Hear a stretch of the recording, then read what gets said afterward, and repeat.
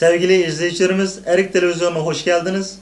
Bugünkü programımızda merhum liderimiz İsa Yusuf Alıptekin vefatının 15 yıllığı münasebetiyle yapılan törende konuşmacı olarak katılan Sayın Doktor Ömer Kul Bey olacak. Teşrifleriniz için öncelikle hoş geldiniz diyorum.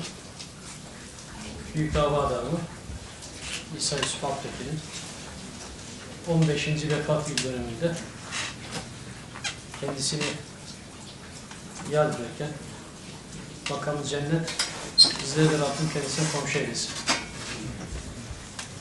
Ben 2003 yılında İstanbul'a Manisa Celal Bayar Üniversitesi'nde doktora yapmak üzere geldim. Hocam Abdülkadir Donuk ders dönemini bitirdikten sonra dedi ki hiç yapılmamış dedi. Çok okuduk ama Osman Batur'u çalışır mısın? Dedi ki bizim için şereftir. Tabi Osman Batur'u konuyu aldıktan hemen sonra biz İsa Bey'in kitabını, o hatıratının 1. cildini, 1949'a kadar olan mücadelesini satır satır okuduk. Ondan sonraki dönemde de bize nasip oldu. 1949'dan 1980 yılına kadar İsa Bey hatıratının 2. kısmını yayına hazırlamak şeref duyduk. Onun hatıratını, anısını aslında daha iyi anlatır bir gün inşallah. Ve 792 sayfalık bir kısımdı ikincisi ve 1980'e kadar getirdik. 1995 yılında 15 yıllık dönem ise şu anda çalışmasını yapıyoruz. İnşallah onu da hazırlayıp böylece bir asra yakın bu büyük mücadele insanın hayatını gözler önüne sermiş olacağız. Şimdi o hatırat okuduğunuzda normal bir insanın yapabileceği şeyler yok orada. İnsanüstü bir şey. Ama tabii idealist olmak lazım, dava adamı olmak lazım. Sıradan insanların yapabileceği, üstesinden kalkabileceği, hayata geçirebileceği şeyler değil. Bugün burada İsa Bey'in nerede, ne zaman doğduğunu, nerede görev yaptığını, kimlerle görüştüğünü, Doğu Türkistan davası için neler yaptığını, Türkiye'ye nasıl geldiğini, göçte çektiği sıkıntıları, Doğu Türkistan'dan 1949 sonrası göçenlerin Türkiye'ye isyanlı göçmen olarak getirilmesinde yaptığı yardımları, Suudi Arabistan seyahatini, işte Mısır seyahatini, 1970 Dünya seyahatini, bizi görün, ibret alın konferans serilerini ve Türkiye'de bunun için yaptıklarını anlatmayacağım ben size. Ben İsa Bey'in daha farklı yönlerini, belki bugüne kadar hiçbir kitapta okumadınız, hiçbir yerde görmediğiniz yönlerini anlatacağım. Bugün şu bildiklerimle beraber keşke diyorum 2003 yılında doktora gelmeden önceki gibi bu davayı bilmiş olsaydım da o düşüncelerim o kadar halisane kalmış olsaydı. İsa Bey'den anlatırken inanılmaz sıkıntı çekiyor yaptıklarından dolayı. Ama demek ki birileri İsa Bey'in yaptıklarını doğru görmemiş, hatalı görmüş, eksik görmüş, enteresan iftiralar atmışlar İsa Bey'e. Ve maalesef bu iftiralar Çin tarafından atılmamış, Rus tarafından atılmamış. Bu iftiralar Türkiye'de yaşayan Türkler tarafından atılmamış. Bu iftiralar maalesef Doğu Türkistanlıların kendileri tarafından atılmış. 1952 sonrası Türkiye'ye iskanlı göçmen olarak gelen ve Türkiye'ye gelişini İsa Bey'in yazmış olduğu 2 satırlık yazıya muhtaç olan insanlar Türkiye'ye geldikten sonra İsa Bey aleyhine aklı hayale gelmedik kararlamaları yapmışlar. Ben bugün size bunlarla ilgili derleyip toparladığım, nasip olursa bir kitap halinde yayınlamayı düşündüğüm çalışmadan özet kesintiler sunmak istiyorum. Sıkıldığınızda lütfen yüz ifadenizle anlatırsanız ben keserim. Çünkü bu burada 1 saat, 2 saat veya 3 saat konuşmayla bitecek mevzular değil.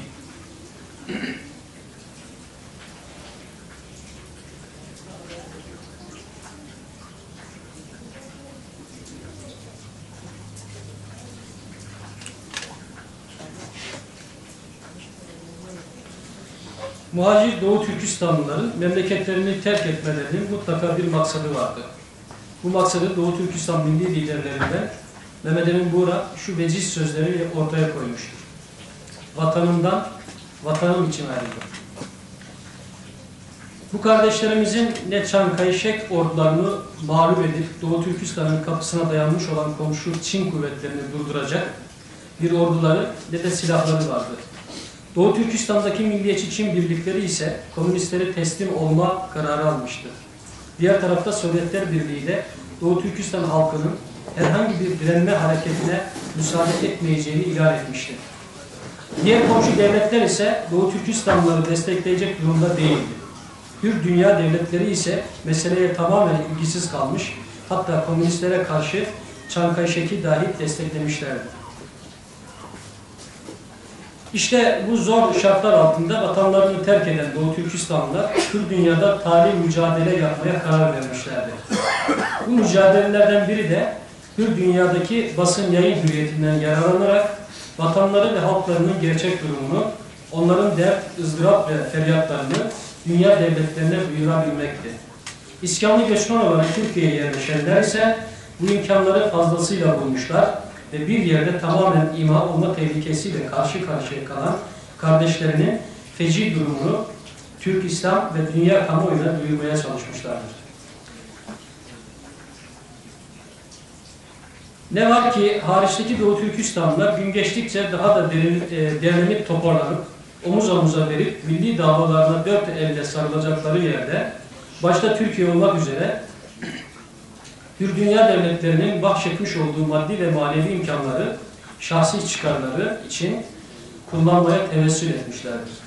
Maalesef milli davalarıyla ilgili konuların yer alması gereken gazete, broşür ve kitaplarda birbirlerini küçük düşürücü yazılar yayınlamışlardır. Bu hatalı, bölücü ve yıkıcı yazılarla sadece düşmanlarının ekmeğe yağ sürmekte kalmamışlar, birbirlerini de paramparça etmişlerdir. Maalesef mesela 1959'da İzmir'de Cengiz Turan imzasıyla İsa Yusuf Alptekin'e karşı girişilen çirkin iftira kampanyası, 1973 yılı seçim döneminde Hamza Uçar imzasıyla yayınlanan Türkistanlılarca istenmeyen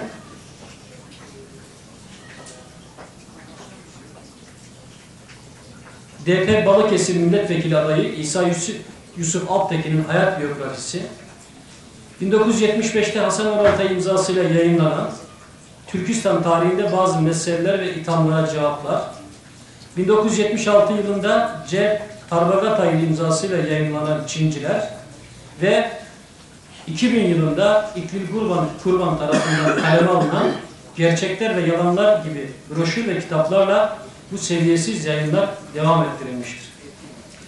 Bu konularda bir arşiv oluşturmuş ve Doğu Türkistan'ın gelmiş geçmiş en büyük ve en tek lideri hüviyetini taşıyan, dahası yapmış olduklarıyla bunu hakkıyla yerine getiren İsa Yusuf Alptekin'e ve onun şahsında Doğu Türkistan davasına verilen zararları kaleme aldığımız çalışma ile birilerini üzmek veya birilerini karalamak niyetinde değiliz. Gayemiz bu seviyesiz hal ve hareketlerden en azından gelecek nesillerin ibret almasını sağlamak ve tarihin tekrar etmesinin önüne geçmektir. Bu gaye ile İsa Yusuf Alptekin'i ve onun bir asra yakın ömrünü nasıl tasarruf ettiğini de gözler önüne sermiş olacağız. Mesela Türkiye'ye yerleşen Doğu Türkistanlıların İsa Yusuf Alptekin'i anlayabilmek için İsa Yusuf Alptekin'e yazmış oldukları teşekkür mektupları. Tabi bu teşekkür mektuplarının ben burada hepsini zikretmeyeceğim. Zamanımız elverişli olmaz. Ama birkaç tanesini sizinle paylaşmak istiyorum. Doğu Türkistan'ın komünist Çin istilasına maruz kalmasından önce ve sonra Hindistan, Pakistan ve Afganistan gibi ülkelere sığınan, bilahare Türkiye'ye yerleşen Doğu Türkistanlılar kendilerinin Türkiye'de serbest ve iskamlı göçmen olarak kabul edilmesi için büyük çaba sarf eden İsa Yusuf Alptekin'e zaman zaman minnettarlıklarını sözlü ve yazılı olarak ishar etme nezaketi gösterdikleri bir gerçektir. Mesela Kazak Türkleri ileri gelenlerinden Hüseyin Teyci, Türkiye'ye iskamlı göçmen olarak yerleştikten sonra İsa Yusuf Alptekin'e yazmış olduğu 6 Ocak 1953 tarihli mektubunda şöyle demektedir. Muhterem Hacı İsa Bey Hazretlerine, Evvel Allah, sonra Zat-ı Alimizin yardımları sayesinde Türkiye'ye gelip yerleşmiş olduğumuzdan son derece memnunuz. Yıllarca çekmiş olduğumuz sıkıntıları unutmuş gibi olduk. Durumumuz iyi, çocuklar okuyor. Bizler de Türk lehçesini öğrenmeye çalışıyoruz. Bütün bu imkanlara sahip kılan siz büyük liderimizi 5 vakit namazlarımızda, dualarımızla yad etmekteyiz.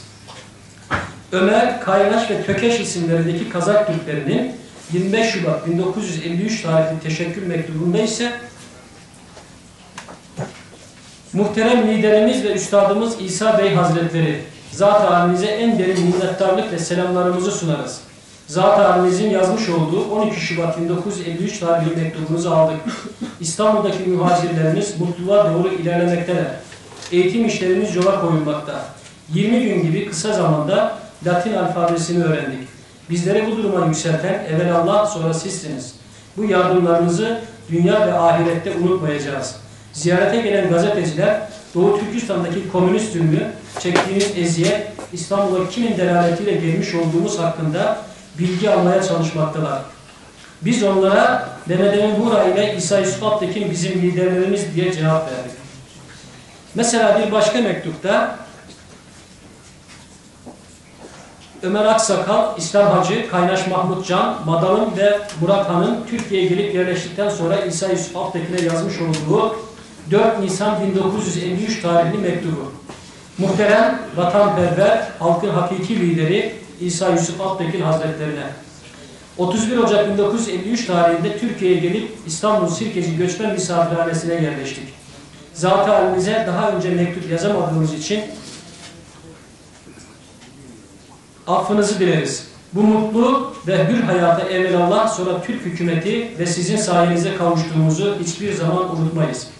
Geldiğimiz günden beri her gün bize adam başı iaşe temin edilmekte. Bunun dışında palto, ayakkabı, iç çamaşırı, pantolon, gömlek olmak üzere bizlere 19 bavul giyim eşyası verildi. Hükümet bizi Muş diye bir yere yerleştirmek istiyormuş. İnşallah oraya yerleşeceğiz. Türkiye'de gördüğümüz iyilikleri size yazıp haber vermeye devam edeceğiz. Yine Hacı Hamza adlı bir Kazak Türk büyüğünün İsa Bey'e yazmış olduğu bir mektup var. Yine bu şekilde temennilerini belirtiyor. Bunu okumadan geçip bir değerlendirme yapmak istiyorum şimdi. İsa Yusuf Alptekin, milli, dini ve insani bakımlardan çok şerefli bir dava uğrunda maddi ve manevi her çeşit fedakarlıklara, mahrumiyet ve müşkülatlara katlanarak aile efradından ve hem fikirlerinden yüzlerce kurban vererek düşmanlarının karşısına çıkardığı çeşitli engellere cesaretle göğüs gererek Rus ve Çin emperyalistlerinin gerek tehdit gerekse tatlı okşamaları karşısında katiyen tereddüt ve arz göstermeyerek insanüstü bir azim, irade ve sabır ve sebatla 1926 yılında ne istediğimi anladım dediği Andijan görevinden vefat ettiği 1995 yılına kadar 70 sene devamlı mücadele etmiş olan Türkistanlı bir vatanperver ve idealist bir mücahittir. İsa Yusuf Alptekin, Çin'de ve Doğu Türkistan'da kaldığı seneler zarfında milli ve siyasi faaliyetleri cümlesinden olmak üzere Doğu Türkistan'ın Sesi, Tanrı Dağları ve Altay adlarında 3 mecmua ile El adında bir gazete çıkarmıştır. Bu arada Türk İslam dünyasından getirdiği kitaplarla Yusuf Has Hacı kütüphanesini kuran Alptekin, bütün bu neşriyat ile milletini her bakımdan tanıtmaya ve şuurlandırmaya çalışmıştır. İsa Yusuf Alptekin idealleri istikametindeki mücadelesini ömrünün son anına kadar devam ettirmiştir. Şimdi bir iddia var. İddiadan önce sizinle paylaşmak istediğim bir belge var. İsa Yusuf Alptekin Endijan'a ne olarak gitti? Belgenin tercümesi aynen şöyle. Yaş 25. Vazifesi Çin'in Sovyetler Birliği'nin Endijan şehrindeki konsolosluğunun tercümanı ve siyasi işler kuryesi. Memleketi Sinkiang, Yeni Hisar kazası.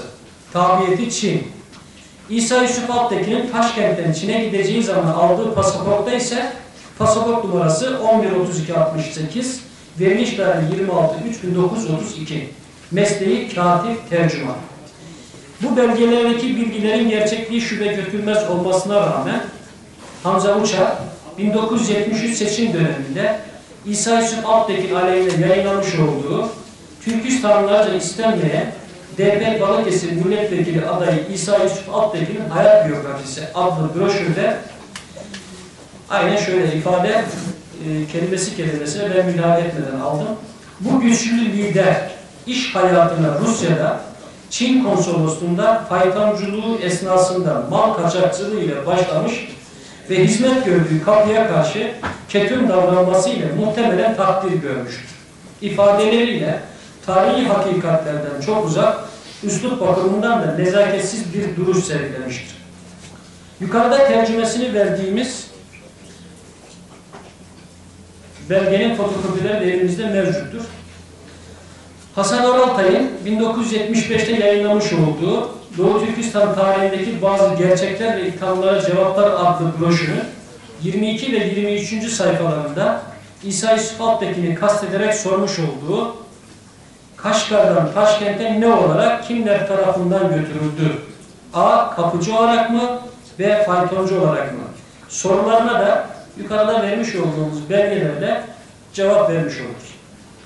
İsa Yusuf Alptekin'in Endican'da yaptıklarına dair Ubeydullah Türkistanlı adlı bir şahsın bir vesileyle 8 Ekim 1975 tarihinde yazmış olduğu uzun mektupta neler yaptığı açıkça ortaya konulmuştur. Esasında 1959'da Cengiz Turanlı ve 1976'da C. Tarlagatay imzasıyla yayınlanan İsa Yusuf Alptekin'e açık mektup ve Çinciler adlı broşürlerin gerçek sahibi Hasan Oraltay'a birçok Doğu Türkistanlı ve Doğu Türkistan dostu dahil olmak üzere diğer birçok kimsenin yukarıda adı geçen broşürleri kendisinin yayınlanmış olduğunu açıkça ifade etmiş olmasına rağmen medeni cesaret gösterip kendi adını broşürlere koymamıştır. Bütün bunlara rağmen ne bu çirkin iftiralara hedef olan İsa Yusuf Alptekin ve ne de onun aile efradından biri bu seviyesiz suçlamaları muhatap olmamak, yarayı daha fazla deşmemek, yargına körükle gitmemek, Doğu Türkistanlar arasındaki tesadüfü olduğundan daha fazla bozmamak ve sükût altındır prensibine uyarak cevap vermemek yolunu seçmiştir. Hatta İsa Yusuf Alptekin'in hayattaki büyük oğlu Erkin Alptekin, itidale davet, meseleleri görüşerek, konuşarak halletmek ve hemşehriler arasındaki tesadüfü bozacak yıkıcı faaliyetlere son vermek için telkinde bulunması gayesiyle Hasan Oraltay'ın muhterem babası Ali Bek Hakim'e 26 Eylül 1975 tarihinde aşağıdaki mektubu yazmıştır.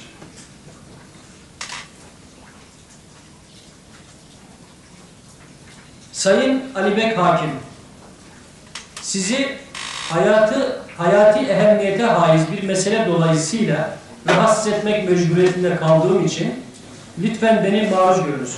Belki gördünüz ve okudunuz. Sayın Hasan Oraltay yakında Doğu Türkistan tarihindeki meseleler ve ithamlara cevap adı altında bir broşür bastırdı. Gayesi Hızırbek Gayretullah isminde bir vatandaşımızın ve bilahare Kaşgarlı Cengiz isminde başka bir vatandaşımızın Orta Doğu gazetesinde yayınladığı yazılara cevap vermekte. Fakat Sayın Hasan Oraltay bu yazıların yazarlarına cevap vereceği yerde onları muhatap almayıp perde arkasındaki adama cevap vereceğim diye bugün sizin gibi iyi kötü memleketine hizmeti dokunmuş 70 yaşındaki insana ağza alınmayacak çirkin iftira yağdırmaktadır. Buraya geldiğimizde gelip elinizi öpmüş ve bana düşen hizmet olup olmadığını sormuştum. Bize yani Hasan Bey ile bana birlik beraberlik tavsiye etmiştiniz. Birlikten kuvvet doğacağını söylemiştiniz. Bu tavsiyeye uyup broşürü neşretmeden evvel bana gelip bir defa danışması icap etmez miydi? Sayın Oraltay broşüründe Kaşgarlı Cengiz'i muhatap almıyor, perde arkasındaki sarı çizmeli Mehmet Ağa'ya hitap ediyor. Sayın Ali Bey, Sayın Oraltay bilinmeyen adamın saçmalıklarına cevap vererek aynı seviyeye düşmesi şart mıydı? Sizi rahatsız etmemdeki sebep bu yazıyı yani Sayın Hasan Oraltay Bey'in en son neşretmiş olduğu broşürde babama karşı kullandığı kelimeleri tasvip edip etmediğinizi öğrenmektir. Şayet tasvip etmiyorsanız Sayın Hasan Oraltay Bey'e bir mektup yazmanızı ve bu mektubun bir kopyasını da bana iletmenizi rica edecektim. O zaman kendisiyle oturup meseleyi konuşmak istiyorum. Bana bu hususta en kısa zamanda 1-2 satır yazmanızı diler, ellerinizden öperim. Hürmetlerimle Erkin Alptekin. Öyle mi? Çok güzel. Hakikaten. Bir toparlarsanız. Tabii. Vakitte şey. Şimdi hava soğuk. Bizim de konuşmamız dediğimiz gibi 2 saat, 3 saat, 4 saat belki sürebilecek konuşma. Güzel esasında. Yani kitap olarak görürsek Tabii çok inşallah daha güzel olacak. kısa zamanda kitap olarak görürüz. Şimdi buradaki mesele şu. İsa Yusuf Alptekin'e Ruslar punk Türküs dediler. Atabildikleri iftira buydu. Çin ise Doğu Türkistan için, Doğu Türkistan'ın bağımsızlığına giden yolda en büyük engeldi İsa Bey onlar için.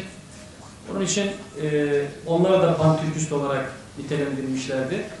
Ama İsa Bey aleyhinde benim bir arşiv oluşturduğum, nihayetinde ortaya çıkardığım şeyler, İsa Bey Çin ajanı olmuş, İsa Bey Japon ajanı olmuş, İsa Bey Rus ajanı olmuş. Amerikan ajanlığı da var mı? Amerikan ajanlığı da var, evet. Şimdi bunlar tabii ajanlık hafif kalıyor. Bizim bulduğumuz belgeler içerisinde.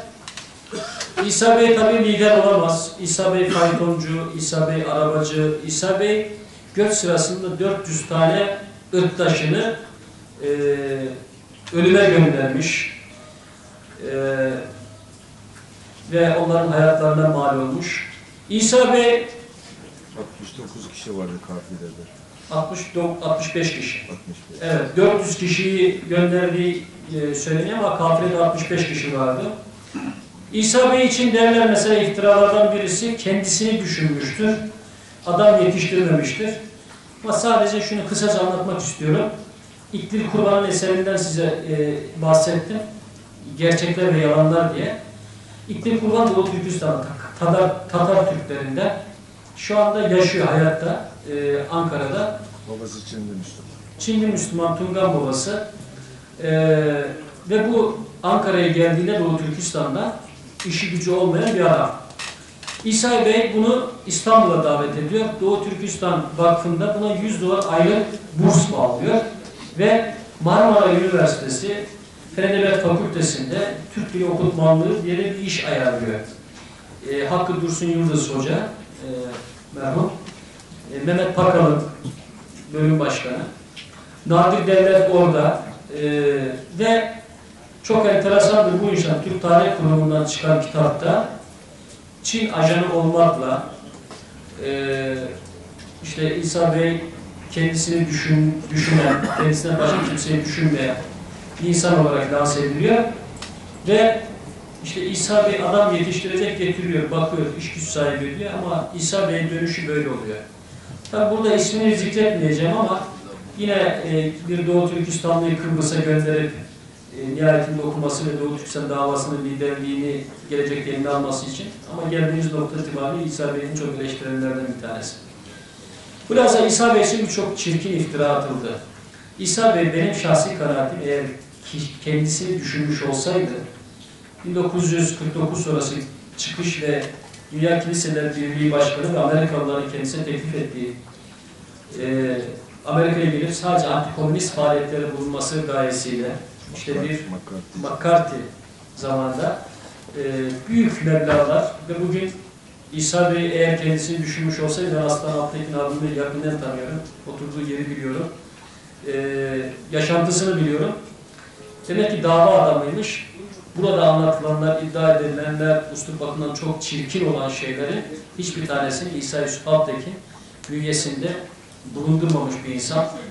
İsa Yusuf Alptekin gibi insanlar nadir yer üzerine gelebilen ender insanlardır.